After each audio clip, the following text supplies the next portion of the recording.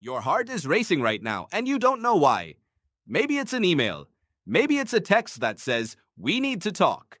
Maybe it's just a quiet room and a thought you can't shut off. Your palms are sweating. Your chest feels tight. And somewhere underneath all of it, a very old machine has just switched on. You think you're afraid of your inbox? You're not. You're afraid of a predator that went extinct 10,000 years ago. Here's the strange part. Your brain doesn't know the difference. To your nervous system, a passive-aggressive Slack message and a lion crouched in tall grass trigger almost the same alarm. Same flood of adrenaline. Same spike in heart rate. Same tunnel vision.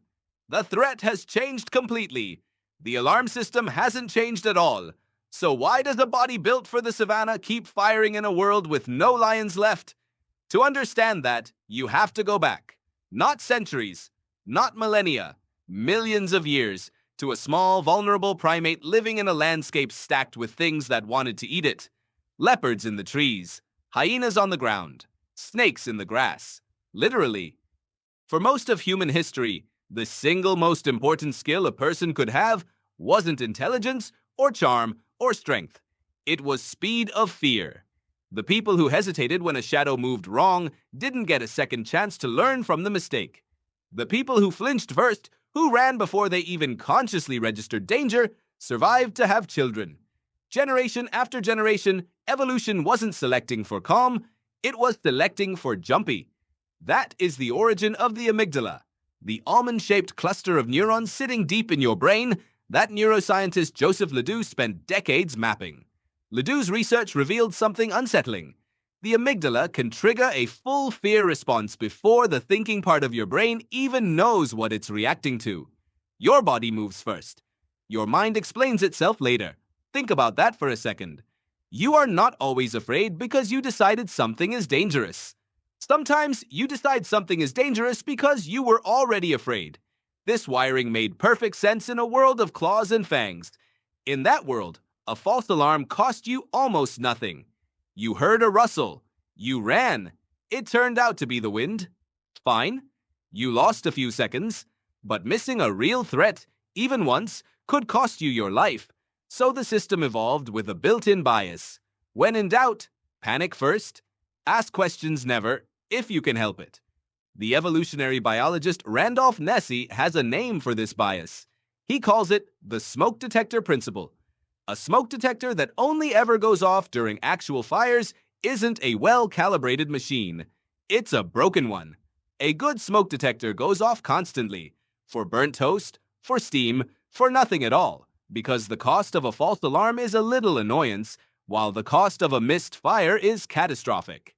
Your fear response is built the exact same way. Cheap false alarms. Catastrophic missed threats. So it errs wildly on the side of sounding the alarm, which means your anxiety was never actually broken. It's working exactly as designed. It's just responding to a world that no longer matches its blueprint. Here's where it gets stranger. In the 1990s, psychologist Arne Oman ran a series of experiments that exposed just how selective this ancient fear system really is. He showed people images of snakes and spiders mixed in with neutral objects like flowers and mushrooms, and measured how fast subjects could pick the threatening image out of the group. People spotted the snakes and spiders almost instantly, faster than they could spot a gun, or a knife, or a car, all of which are statistically far more likely to kill a modern person than a snake ever will. Why would a brain be quicker to notice a snake than a speeding car, the single most dangerous everyday object in a modern human's life? Because evolution doesn't update in real time. It doesn't have a software patch for the invention of the automobile. Cars have existed for roughly a century. Snakes have been a threat to primates for tens of millions of years.